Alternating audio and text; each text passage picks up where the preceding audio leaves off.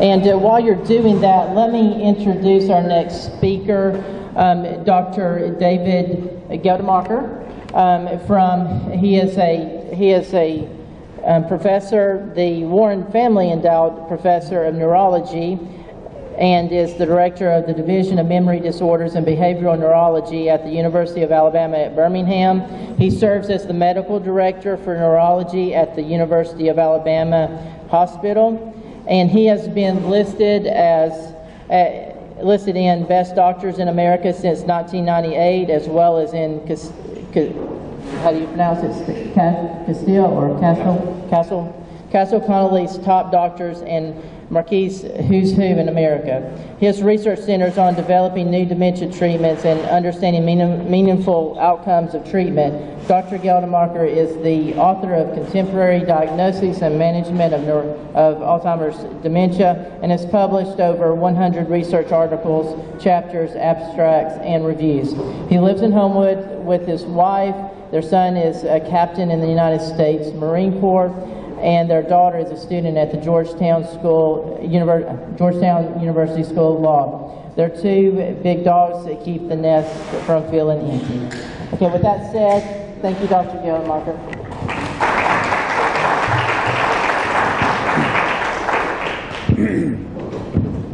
All right, good morning, everyone. I will apologize, my asthma has been acting up, so at some point during the talk I'm likely to either lose my voice or start coughing uncontrollably. I will sound like an involuntary lung donor, but I will get over it, and we'll see how things go. Anyway, what I'd like to talk about is where we're thinking about Alzheimer's disease today in 2018, and it actually is different than we thought about Alzheimer's disease in 2017, and different than we thought about it before 2011. So there's been an ongoing evolution in our understanding of this illness. I'd like to understand a little bit more about you. How many of you in the audience here today are receiving medical care for memory problems? Okay. How many are informal or family caregivers of someone receiving medical care for memory problems? All right. And how many are formal caregivers, people employed in the caregiving role? Okay, that accounts for most people. That helps me understand. So what we'll be talking about are three different things here today: diagnosis, treatment, and then risk reduction. And since none of you identified that you were under care for memory difficulties at this time, this risk reduction methods apply directly to you and to me and to actually most people around our communities. I do want to start with some important differentiating points and the way I'll be using words throughout the course of the talk. Memory loss. So there is some memory loss that is normal as part of the aging process. We all slow down a little bit in how quickly we can recall things. We all walk into rooms and not remember why. And so some of this is a healthy, normal part of aging.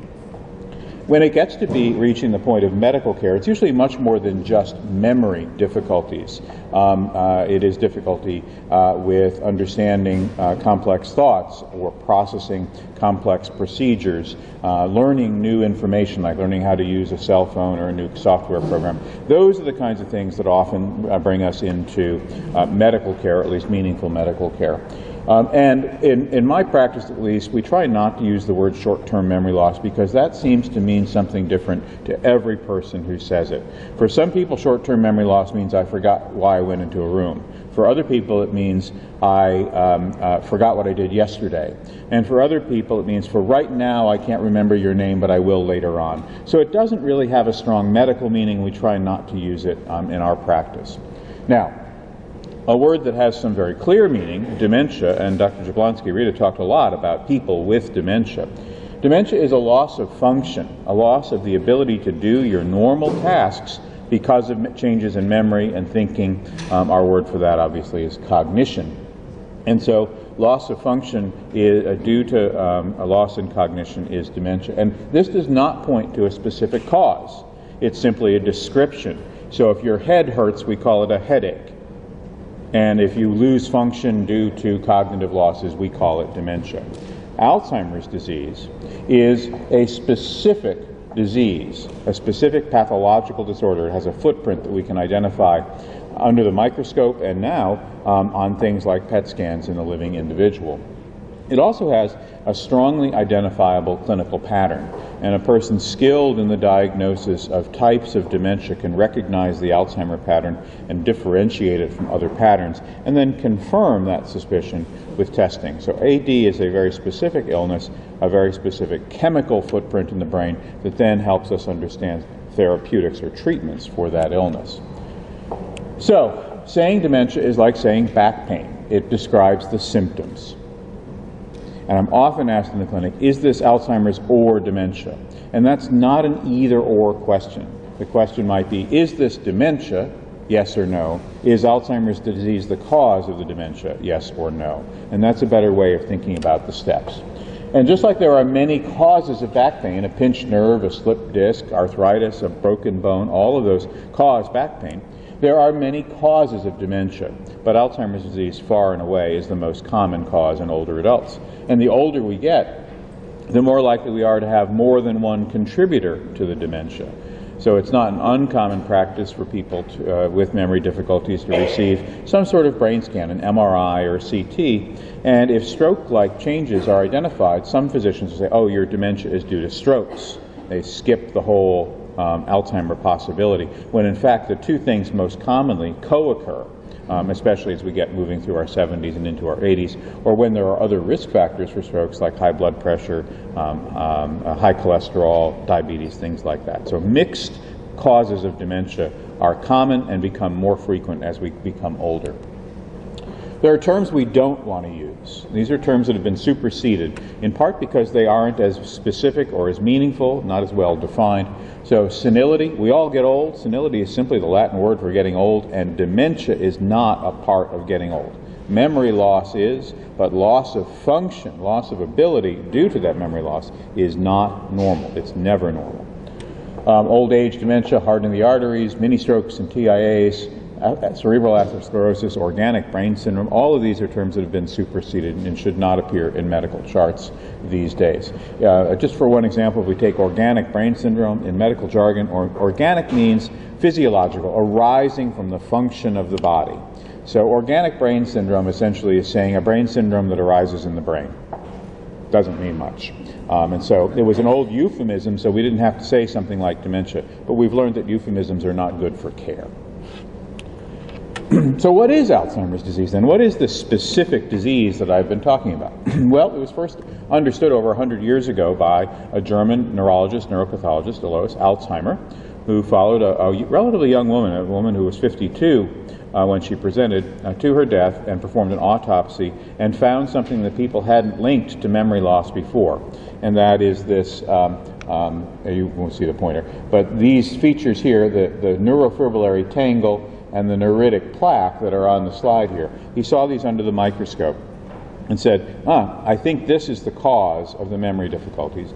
And then over the next century, it became more and more clear that he was right. This is what it might look like under a microscope these days using different kinds of stains. So the sort of darker orangey blob in the middle, that's the senile plaque. And for generations, people thought this was the cause of Alzheimer's disease. And now we understand more about it, and I would say it probably is not the cause. And then around it, you see these black flame-shaped structures. These are the neurofibrillary tangle, and so in the field we often talk about plaques and tangles, or amyloid and tau. Amyloid is the protein in the middle of that orange blob, and tau is the protein that this stain marks as black in those neurofibrillary tangles. The tangles are the dead skeletons of brain cells. So where there used to be a functioning brain cell, there's now just a tangle of fibers that represent the skeleton of that cell. So as I said, the traditional view is that the plaque itself was what was toxic. It was what caused the brain cells around it to die. However, in the 21st century, we've developed PET scan techniques that tell us where the amyloid is in the brain, in the living person.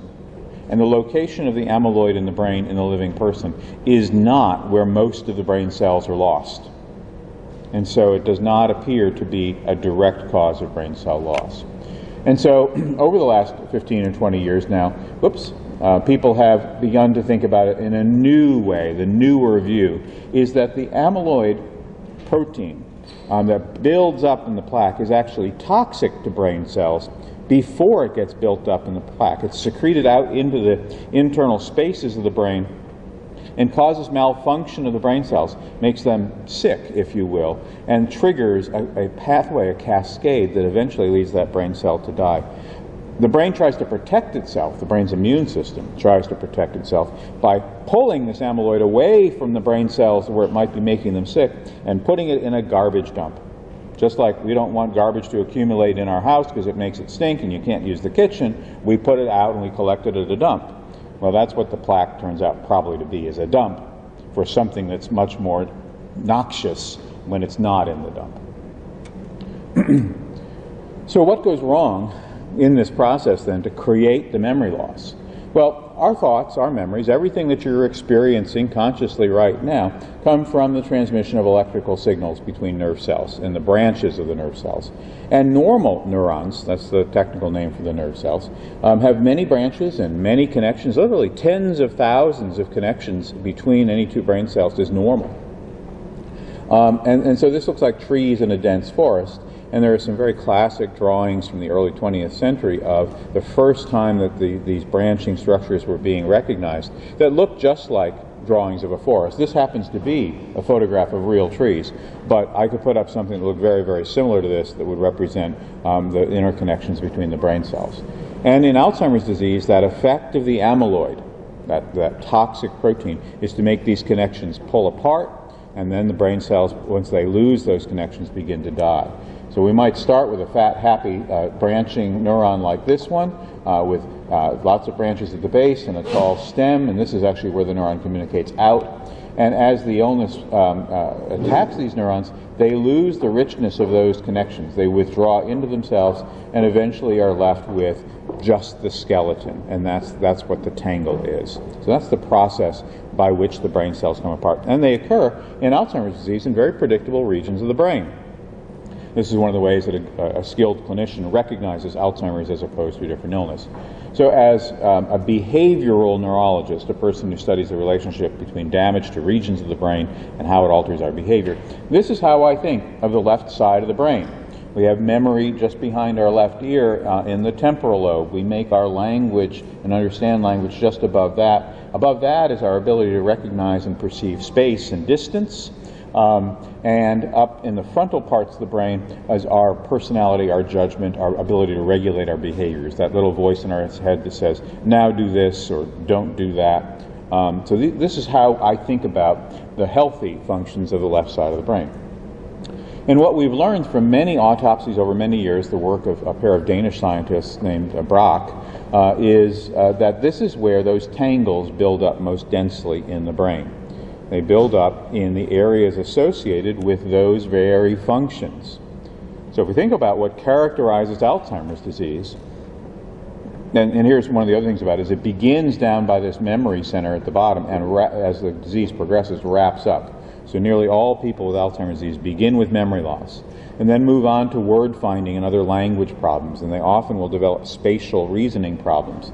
They'll have disturbances of their vision, so they can't recognize when they look at something, for instance. And at the same time, there is emergence of behavioral regulation problems, bad decision making, if you will, susceptibility to scams, inability to manage a checking account, making bad decisions in the stock market. All of those sorts of things emerge as those tangles build up. So, knowing that's how the process operates in the brain, how does a physician or a nurse practitioner come to a specific diagnosis? And you undoubtedly have heard the folklore that's built up over the last century that you can only really diagnose Alzheimer's disease when someone's dead. You need an autopsy for that. Not true. It used to be true, but it's not true anymore. And even in the living person, we now have greater abilities to recognize Alzheimer's disease using conventional technologies, using what we have available today, CAT scans and MRI scans and bedside examinations. We're more accurate at diagnosing Alzheimer's disease than we are lupus, for instance. And so this is something where we've had great growth in our clinical skills over the last several decades. So here's the baseline I talked about. This is changes in mental processing over the lifespan, and these are healthy people. This work was conducted by one of my colleagues when I was at the University of Virginia, Dr. Tim Salthouse, and he collected groups of people in their 20s, in their 30s, in their 40s, and then had them all take the same kinds of memory and thinking tests. And you'll notice that through midlife, between our, let's say, mid-30s and mid-50s, we're pretty stable. But after that, as a community, as a group of people, we begin to have changes in our memory, our speed of thinking, the quality of our reasoning, and our ability to judge spatial relationships. So if this is what happens in healthy cognitive age-related decline, how do we differentiate the person who has a pathological or a disease-based change in memory and thinking over time? There's a moving baseline here, and this is something that at first is very subtle. It diverges only gradually from what is normal, and that gradual divergence may occur over the course of even a decade. So it can be, the illness can be percolating in the brain, and the person making up for the illness for a long time until they just can't make up for it any longer and the symptoms emerge. This is the way we used to think about it. We used to think about, well, you're healthy, and then you develop some mild impairments, and then you get mild Alzheimer's disease. And then that progresses into moderate Alzheimer's disease, and finally severe, where there's a great deal of loss of function. This is the model that was held largely when we thought those plaques were the cause of the problem. But now we understand much more about the dynamic early stages of Alzheimer's disease in the brain, before even there might be memory loss. And so this is work that has been generated over the last 10 to 15 years by a very large study. We're actually a participating site in that study here at UAB called the ADNI study, the Alzheimer's Disease Neuroimaging Initiative. And using things like PET scans and spinal fluid examinations, spinal taps essentially, they were able, this group, the very large group, was able to identify that the very first changes in Alzheimer's disease, people who will get the symptoms of Alzheimer's disease, occur long before those symptoms emerge. And so, sort of like cholesterol builds up in the blood vessels of the heart long before there's a heart attack, the process of Alzheimer's disease is going on in the brain long before there is disabling memory loss. And that's a great opportunity. You know, today, we don't wait for someone to have a heart attack before we start them on a cholesterol-lowering medicine. And our hope is that moving forward over this next decade, that we won't have to wait for someone to be forgetful to identify Alzheimer's in the brain and begin to treat it so that it doesn't turn into dementia. And so here's one of those critical points, and why I spent so much time differentiating dementia from Alzheimer's disease, is now we can identify the disease process and treat it and lead to, we don't have the drug yet, but we have the processes in place to try and lead to preventing dementia when Alzheimer's is present, just like we can prevent heart attacks when heart disease is present today. That's our goal. So it's a very jumpy remote. There we go. So how do we find these sorts of things? Well, in research settings, and this is not available to your doctor to write a prescription and go down to imaging on 119 and get the scan. It's not there yet, but these are research studies, and we have a way of finding amyloid in the brain. Now, it is the plaques that we're able to find right now. That's where the technology is, but we know those plaques are meaningful as a sign that the disease is moving forward. And when we inject the amyloid-seeking dye into the bloodstream, it circulates the body, gets into the brain, and sticks to the amyloid. What's really fascinating about this from the scientific process is that the same kind of molecule that we use to find the plaques in autopsies. So the autopsy brain comes in and we use a molecule to stick to the amyloid that we can see under the microscope. And here we use the very similar molecule to stick to the amyloid, except it gives off a low amount of radiation that can be detected in a PET scanner. So you can see in the bottom scans here, there's a lot of signal there, and that means there's a lot of this this compound, we call it Pittsburgh compound, sticking to the amyloid and proving the amyloid is present in the brain in an Alzheimer's pattern. Now, all of us have a little bit of signal. That's what the top one looks at, but there's a very different pattern in the Alzheimer person compared to the non-Alzheimer person. We can so that's looking at the amyloid. We can also see where the tangles have accumulated in the brain, because cells infested with the tangles don't metabolize. They don't burn sugar. They're not active. They're sort of starving, if you will. And it's not starving for lack of sugar, but they can't keep themselves alive, so they don't have much energy demand, just like you have less energy demand when you're sleeping compared to when you're running a marathon. And so we look at where the brain is taking up sugar molecules with this kind of PET scan. It's a different molecule. It's a sort of a fake sugar. And in the healthy brain, we see the red signal all the way around the edges. And in the person with Alzheimer's disease, where those tangles are building up in the brain, we see cold spots, we see blue. That's what these yellow arrows point toward, is the parts where there should be sugar metabolism going on in the brain, but there are not, because those brain cells are sick or dying or dead. We can get some strong hints of this with technology. You can go over to the hospital or the imaging center and get today an MRI scan. And as I mentioned, one of the areas that Alzheimer's disease attacks first, even before there are memory symptoms, are the parts of the brain that help us form new memories, sort of the record button of the tape recorder of our brain, called the hippocampus. And so this is an MRI slice from one of my own patients, and the slice is taken vertically, like we were a book on the shelf, and now we look at the cover of the book once we've pulled it off the shelf.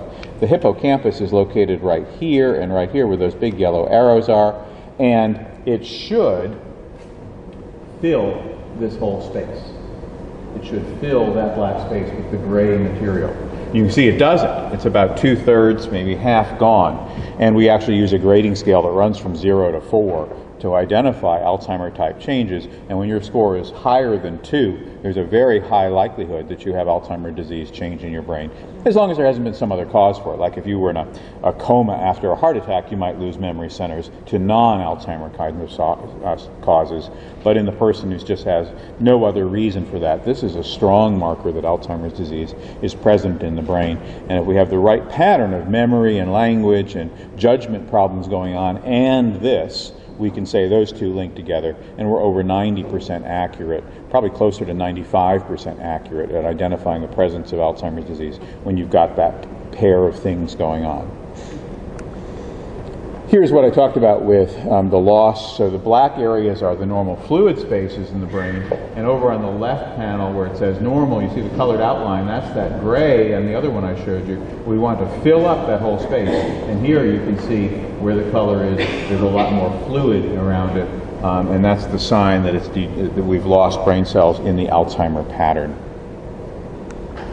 Most MRIs of the brain that most physicians order don't include these slices. So if you come to see us at the Memory Disorders Clinic, we order a very special approach to getting this so we can see this image. So there are times when a person's had an MRI scan that this kind of analysis hasn't been done. We have to order a new scan to try and get this done.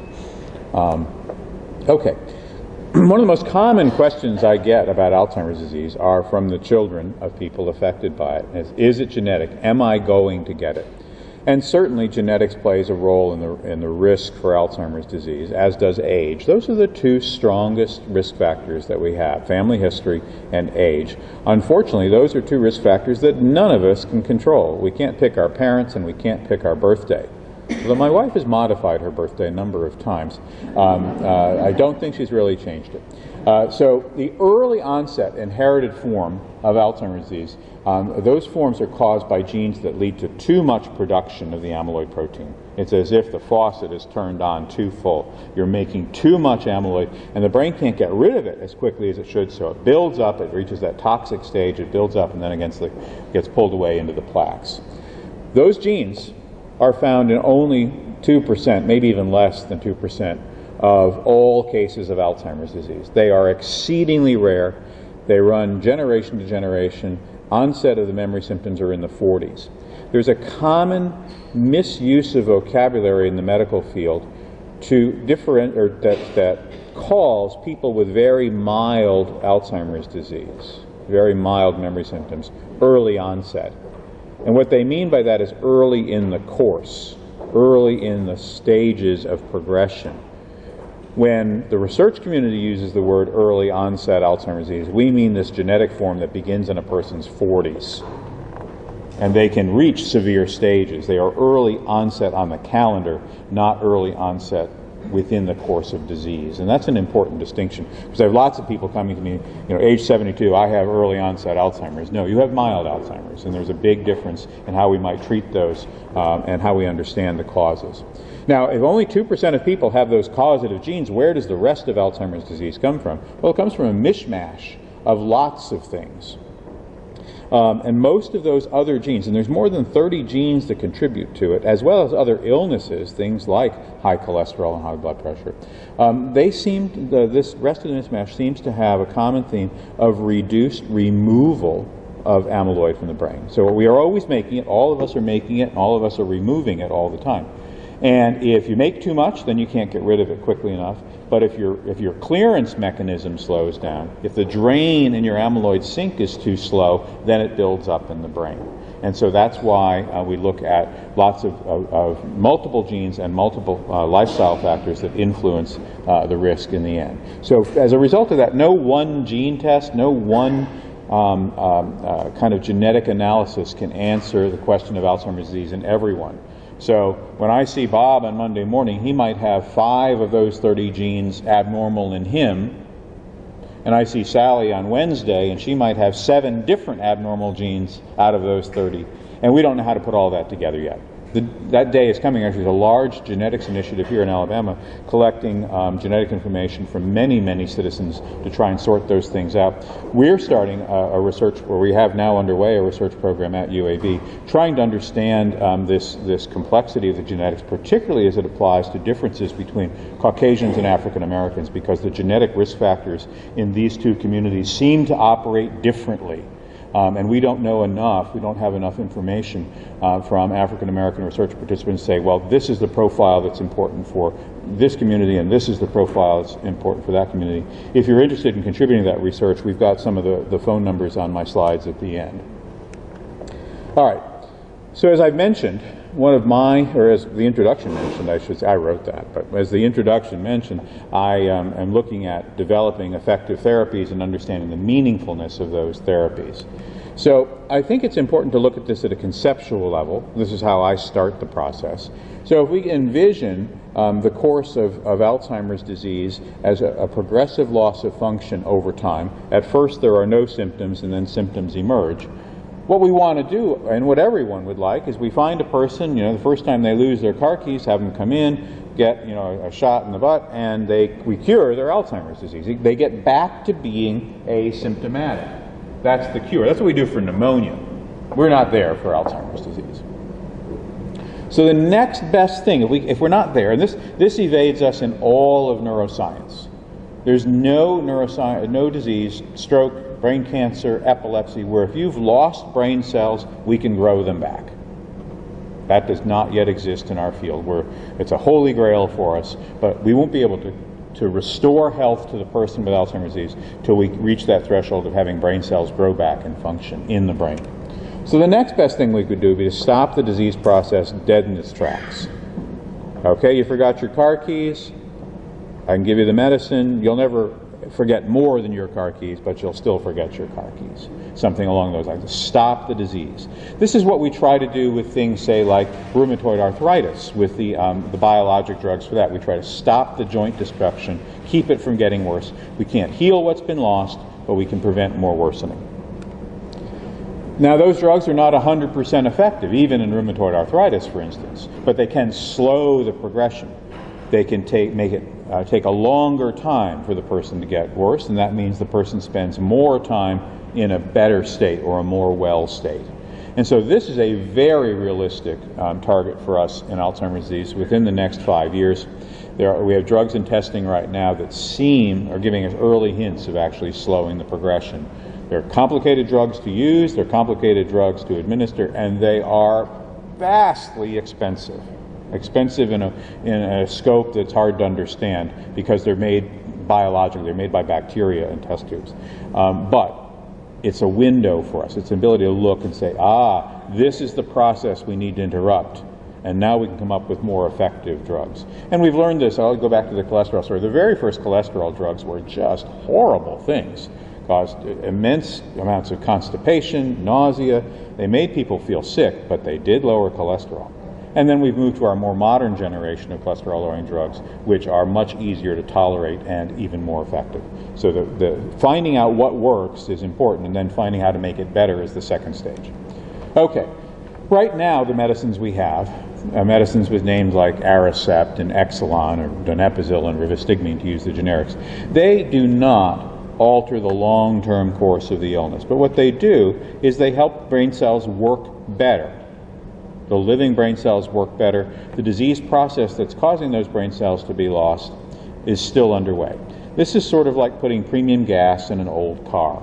I had this car when I was a new faculty member, rusted through in every body panel. This was up north. And after a while, I decided I didn't want to go up the hill to my office anymore, and I couldn't afford a new car yet. So what can I do? Well, I put in the SDP gas treatment, and I bought premium gas, and for the next little while, the car had enough power to get up the hill in wintertime, and so I was able to bridge it through until I could get something better. And that's really what our drugs do today, is they help people bridge through. We don't yet have that something better, but doing this is better than nothing. Now, let's think about what might happen. We could put those two things together. We could slow the disease process and improve symptoms, and then we get a combined benefit, so the person maintains wellness for a much longer time and they decline more slowly. Our real goal in this is to push back the time. So those same models that might prevent progression, if they're given when the person has no symptoms, would prevent the emergence of the symptoms, prevent Alzheimer's dementia from occurring. If we can't prevent, we could protect and slow down or delay the onset. And studies have told us if we could delay the onset of Alzheimer's disease by 5 years, we could reduce the number of cases in our country by half. The simple fact is we all die of something. None of us are getting out of here alive. And so if we can delay the disabling effects of Alzheimer's disease, some other illness will take us, but we'll be cognitively well, hopefully, in that time period. And Alzheimer's is the single most feared disease among people over the age of 65. They fear Alzheimer's more than cancer, stroke, heart attack, any of those things. And I think if most people given the choice, which do you want, Alzheimer's or heart attack, they're going to pick the heart attack almost every time. Okay, so let's talk about what we have today. These are our three main prescription medicines that we start early in the course of Alzheimer's disease. The names on the screen are the generic names. The brand names would be Aricept, Exelon, and Razidine. They all have very, very similar performance, and they've been tested head-to-head against each other in short-term studies, and really no distinguishing differences between them. They all operate about the same. And the average response is no worsening of cognition over the course of 1 year. You start the medicine today, about half of people will be a little bit better at the end of the year, and about half of people might be worse at the end of the year, but on average, among all people who take it, there is reduced decline or less decline over the course of a year, so they basically hold their own on memory and thinking testing. Daily function, that is, can you cook, drive, operate machinery, and so forth, that does slide after about 6 or 8 months, but the memory scores on average stay stable.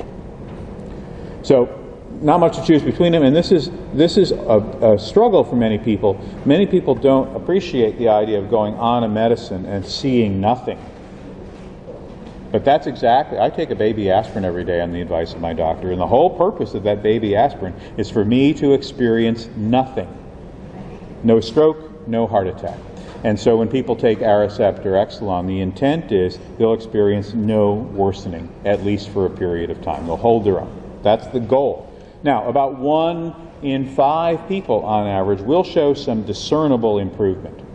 They might be quicker at recalling words, better able to focus in concentration, maybe better able to do everyday tasks, but it's not a big change, and it's only about 1 in 5 that have that improvement. Another drug that's used all the time is memantine, the brand name Namenda. This gets a lot of use out in the community because there's a belief that it's safer and at least as effective. And it is probably slightly less likely to cause side effects, but it's not really as effective. So at the end of 6 months in people with memantine therapy, this upper green line shows us that they have showed some worsening in their memory scores. The lower line is what happens on placebo, so people on placebo worsen more. After those 6 months, People who had been not taking the drug, the black line, started the drug, and at the end of a year, they were no different from the ones that started earlier. So mementene's period of effectiveness is probably only about 6 to 12 months on average. And it's only been demonstrated to be effective in the moderate stage and beyond. It's probably an overprescribed drug because doctors want to do something and families want something to be done, and this is the only other alternative to those first three medicines that I showed you. But expectations for this drug are high, and it delivers not quite all that well on those expectations. Here's what's really important about the drugs we use, though. Not what a memory score is. I had a family member, and this was a very informative visit for me, said, I don't care what her memory is. I really don't care.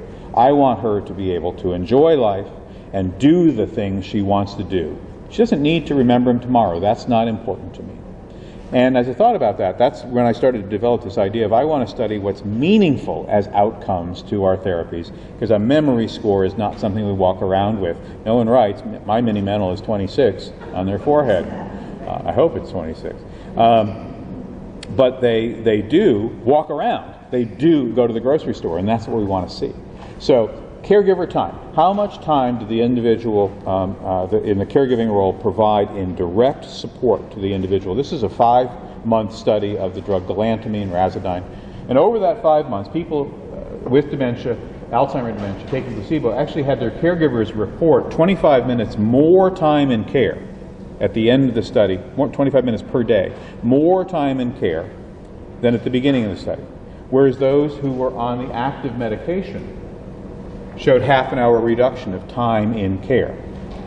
Double-blind, placebo-controlled. That is, neither the caregiver nor the physician or the staff member collecting the ratings knew whether the person was taking active drug or placebo. A very meaningful result. And I'll ask you, at the end of today, would you like to have half an hour more to do what you want to do, or would you rather spend 25 minutes more doing what you need to do? Right? And so this is nearly an hour's difference on the treated versus untreated group at the end of 6 months of time. Really important to families. Another thing is caregiver distress and behavioral symptoms. Rita spent a lot of time talking about agitation, irritability, and how do we reduce it through interactions. These medicines that we have can also help to reduce those problems. So this is an interesting study, because it's always hard to know whether a person is having less distress because they're in care. Are we doing a good job of taking care of them as a caregiver? And so in this study, patients were put on the drug, and we evaluated I was not a member, so the investigators evaluated the level of distress that the caregivers were having in response to agitation, irritability, apathy, things like that, in their loved one. And over the course of 3 months, there was a dramatic decline in the amount of caregiver distress on the medication. But is that because they took the medicine, or because someone was asking them about their distress every few weeks? And that we don't know. So then, the investigators, and this was all planned and all informed consent at the beginning, withdrew medicine from a little bit more than half of the participants, and they went on to placebo. And caregiver distress in the treated group, the red group, continues to decline, and caregiver distress in those who went on placebo bumps right up within the next measurement system. So these drugs do reduce the kinds of behaviors that cause distress in caregivers. Again, a very meaningful outcome to our patients and their families. Not measured on a memory test. Okay, what else is important? Now, if any of you are nursing home administrators, just cover your ears right now, because this is not good news. But people who take these drugs in 8 of 9 reported studies have a delay to nursing home placement. And the study that I authored, we gave the medication for 12 months, and the average time to nursing home placement was delayed 22 months. So essentially a 2-to-1 advantage on the treatment. Now, of course, these are families administering the medicine, people able to tolerate the medicine, and people coming to a research center to be studied. And so this is sort of a very narrow niche at the top of the dementia population, the best possible or most optimal care for these individuals, both medically and family-based. But in that situation, medications do delay nursing home placement. Interestingly enough, systematic caregiver support. Another study assigned a social worker, 24/7 on-call social worker to families with dementia, and that social worker also reached out every 2 weeks to the family saying, is anything going on, anything I need help with, do you need support in one way or another? That also delayed nursing home placement. But a $1 a day pill is a lot less expensive than a social worker. And so in terms of cost effectiveness, both are important. We want to do both for our patients the best we can, but not everyone has a one-on-one social worker assigned to them, and so the medicines are a reasonable alternative to that. Okay, safety. In usual prescription use, these cholinesterase inhibitor drugs, the Aricept and Exelon, about 14% of patients reported side effects over 6 months, most commonly nausea, loose stool, and typically this happens on changes in doses, when we first start a dose or increase the dose, and then things typically settle out. There are some people, about 5% or less, who simply cannot tolerate these medicines. In double-blind placebo-controlled trials, which is what doctors get to read about when they read the prescribing information, and what families get to read about when they walk away from the drugstore with the paperwork, the rates of side effects are much higher. And that's an artifact of design. That is, when the studies were built, we didn't understand that if you go up too quick on these medicines, you make people sick. So the very first studies of Aricept, for instance, 1 week at the starter dose and then up to the full dose. And we learned that makes people sick. So in the next study, we went to 6 weeks. And we found out, well, that doesn't make people anywhere near as sick. And then we tried 4 weeks and found out that was just as good at 6. And so typically now it's 1 month on the starter dose and then up onto the full dose after that. Some meaningful things in the studies, however. Slow heart rate, fainting, falls are increased in people who take these drugs. The mechanism of action for the cholinesterase drugs is such that it also interferes with heart conduction, and so heart rate typically slows down. For people who aren't taking any other medicines, that tends not to be a problem, but if people have had heart problems and are on some of the other heart rhythm medicines, they're at much higher risk for developing falls and fainting spells, up to needing a pacemaker, in fact. So to summarize, the medicines we have today help brain cells work better. They do not improve memory in most people. They delay worsening, they help maintain independence, they reduce caregiver burden. But they don't restore brain function, they don't prevent brain cell death, and they don't reverse or remove the amyloid. So if we go to a different disease model, pneumonia, these are treating the fever and not the infection.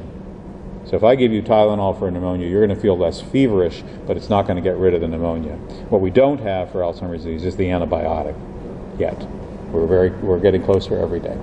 So our new treatments, unfortunately, none have been approved since 2004. Our failures in clinical trials, and this is how I support myself, is with these clinical drug studies. Our failures have been very informative to what we shouldn't be doing. It says, so yes, that's a dead end, this is a dead end. What we haven't found is which doorway opens to the brighter future. But we have found we know where to stop development from these. So although it's frustrating, I can tell you it's very frustrating to have developed no new therapies in 15 years, we've learned a lot about how the disease works and what the potential interventions should or should not be. I want to just give you a little story on the difficulties of drug development, just so you get a sense of why this has been such a struggle. So back in 1999, some scientists out in California, with the intent of making Alzheimer's disease worse in mouse models, or mice that have been genetically engineered to express Alzheimer's disease, they injected them with amyloid. Say, well, amyloid's bad, it's part of Alzheimer's disease, we're going to inject these mice with it, and it's going to make them worse. And the mice got better. So what we have here is what happens at the top panels. The brown is the amyloid. And so in these mice, they develop amyloid very rapidly as they grow older, and they came to sacrifice an autopsy, and there was lots of amyloid in their brains. The ones who got injected with the amyloid peptide, when they died, there was no amyloid in their brain. So you say, well, maybe amyloid should be used as a vaccine. And within 2 weeks of this study coming out, I was getting calls to my office to see people to give them the Alzheimer vaccine. And it didn't work very well. This is why Steinbeck wrote his book of mice and men instead of mice and, more mice. So mice and men are different, and it worked in mice. When we gave it to people, gave it to humans, it cleared the amyloid. So this is a human brain section. The person on the left had been a part of the study and gotten the active vaccine. The person on the right had been part of the study and got the placebo vaccine. much, much less amyloid in the person who got the active vaccine. No change in their dementia course. They continued to worsen, just like the people who'd gotten the placebo. And about 6% of the people who got the vaccine got a life-threatening encephalitis. So it didn't help with the clinical syndromes, and it made some people very sick. So the vaccine sort of got stuck with that. And we've struggled with those sorts of things ever since. The reason probably is that we're treating folks up here when the amyloid is already very high and the memory loss and other things with brain cell loss are very far advanced. And what we need to do is, like that cholesterol heart attack story, is treat these folks before they have the heart attack. Treat the amyloid before it's caused dementia. And so that's where the field is moving now, is earlier treatment. A couple years ago now, this paper came out. This is the first tantalizing hints of success. This is the first of the treatments that really robustly worked as we expected in people with mild Alzheimer's disease. They were given a drug that binds onto the amyloid and helps the body get rid of it. It's an IV injection, biological drug. At the end of 6 months, there was no perceptible difference between treated groups at any dose and the placebo. But at the end of a year, the placebo and the treated groups had all worsened except for the high-dose placebo group, or high-dose treatment group. And the high-dose group showed no worsening in that second 6 months. This fits very closely with that curve in the theoretical models that I showed you about slowing decline. So we don't pick up any difference in 6 months because the curves are too close. But at 12 months, the people who've slowed down are now far enough apart from the folks who haven't slowed down that we can see the difference on their memory test scores. Okay. Dozens and dozens of clinical trials currently underway. We always have some going on at UAB, and they're looking at many different targets, and many of these targets have been identified by what's failed in other tests. That is, well, this didn't work, so we're going to try this. And that's where we are in the field of developing new drugs today. What else can we do? Well, we need to make sure that our patients, our people with the illness, are being supported. And I think there's some very important things that have come out. The bullet points at the top actually come from research I did with one of our students at UAB, interviewing people with advanced Alzheimer's disease. We tried to catch people as far along in the disease as we could where they could still understand conversation and be able to generate some meaningful responses to us. So typically we would count this as advanced moderate Alzheimer's disease or at the beginning of severe Alzheimer's disease. People with, at this stage, very clearly expressed attachment. My family, my room, my things. They had a sense of identity that was theirs and attachment to things that were theirs. Role identity. They consistently described themselves in their family roles, even though they were living in a nursing home and not serving those family roles today. So a mother who goes into a nursing home with Alzheimer's disease doesn't lose her sense of motherhood. I think that's critical. Loss of autonomy. They're very frustrated with the loss of autonomy. They can't get to pick the food they want. They can't pick the colors on the walls that they want, and it frustrates them. They still have strong preferences. I like this food, I don't like this food. And as I mentioned, ownership and attachment go very closely together. My things, my family.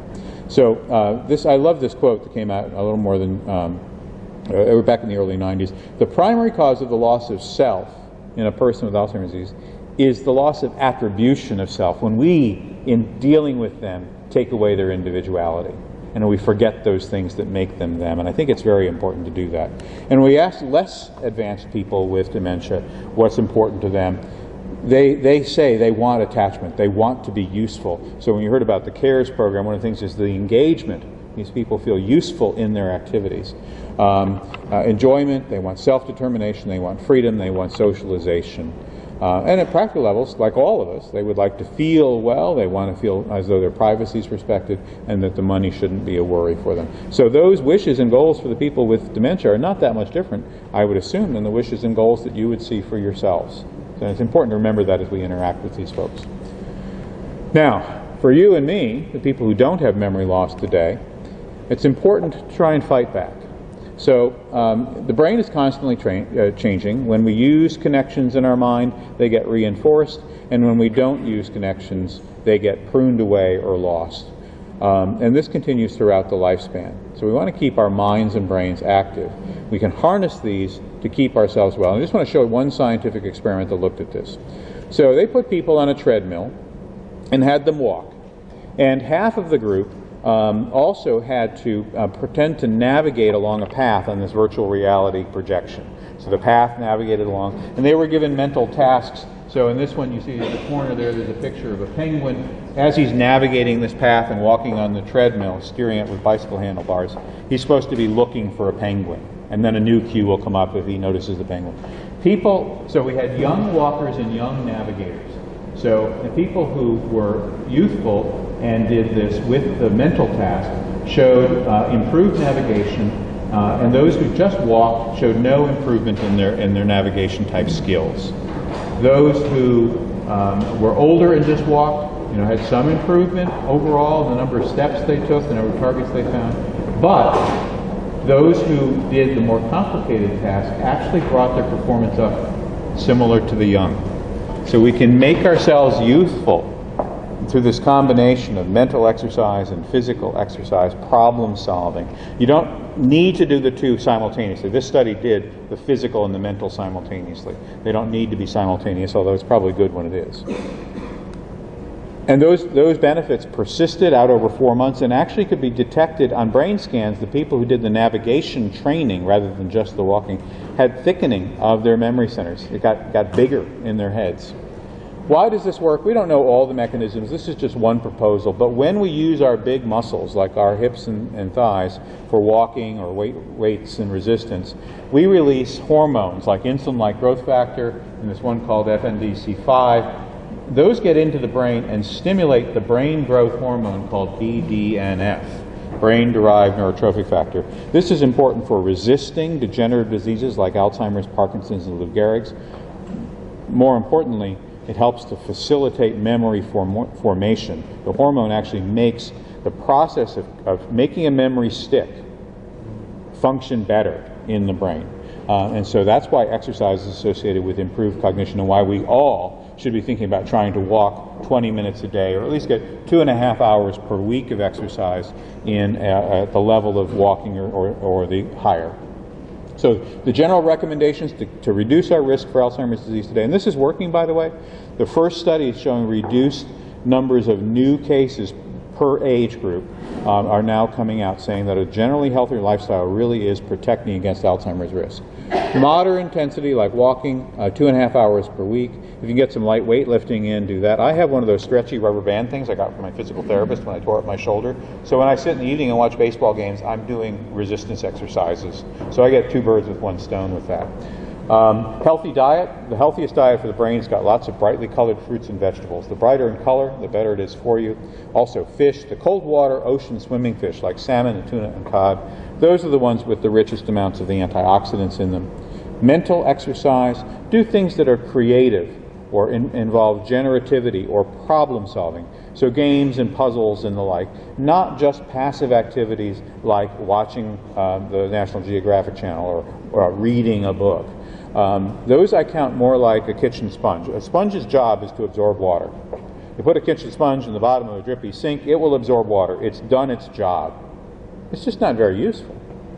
It becomes useful when you pick it up and do something with it. So if you absorb information by reading, and then you go talk to someone about it, or solve a problem because of it, or are able to answer clue 37 across in the Sunday Times crossword puzzle because of that, then the sponge of your mind that's absorbed the information is now being applied in a useful way, and that's what seems to be critical. You can do these with computerized brain games. AARP has free ones. You can use the commercial services like Lumosity or Brain HQ. So in summary, Alzheimer's disease is a major cause of dementia, and it can now be identified in the living person, at least in research settings, with 100% certainty, and in clinical settings with very high levels of certainty. The specific cause is not known, but we've made tremendous progress in understanding the process, and hopefully we'll be able to get to the cause. I'm fearful that there won't be a cause, but there will end up being several factors that contribute, and different people have different weightings of those factors. Our current treatments don't fix the problem. I'm very honest about that. But they do have important and meaningful benefits to our patients and their families, and they should not be ignored because they don't cure the problem. Promising new treatments are on the horizon. I literally work on this every single day, and I'm hoping for the day that I can come back to you and say, here's the answer. Here's what we're able to do. Healthy lifestyles will reduce risk. So for those of us who don't want to get the disease, our targets are clear. Exercise regularly, eat well, and maintain a healthy and active mind by coming to conferences like this, for instance. All right, if you'd like to be a contributor to research, the phone numbers are there at the bottom, 996-3679, which is 99 memory. As I mentioned, we have a number of studies underway for therapeutics, that is drugs for people with the illness, but we're also very interested in understanding risk and risk profiles and the earliest pre-symptomatic stages of the disease, and we're looking at disparities, urban versus rural, high education versus low education, African American versus white, as contributors to this variability so we can do a better job.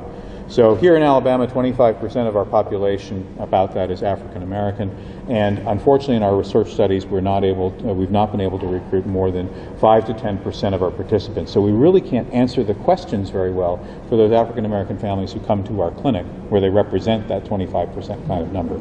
So for our African American friends and colleagues in the audience, I encourage you to think about participating in the research. You don't need to have memory loss to be a part of it. Please call the numbers and let us know that you might be interested, and we can get information to you about this. I'm going to wrap up with that. I got a late start, and I hope I caught up some time for our next speaker so that you can all get to lunch at some point. But thank you for your attention today.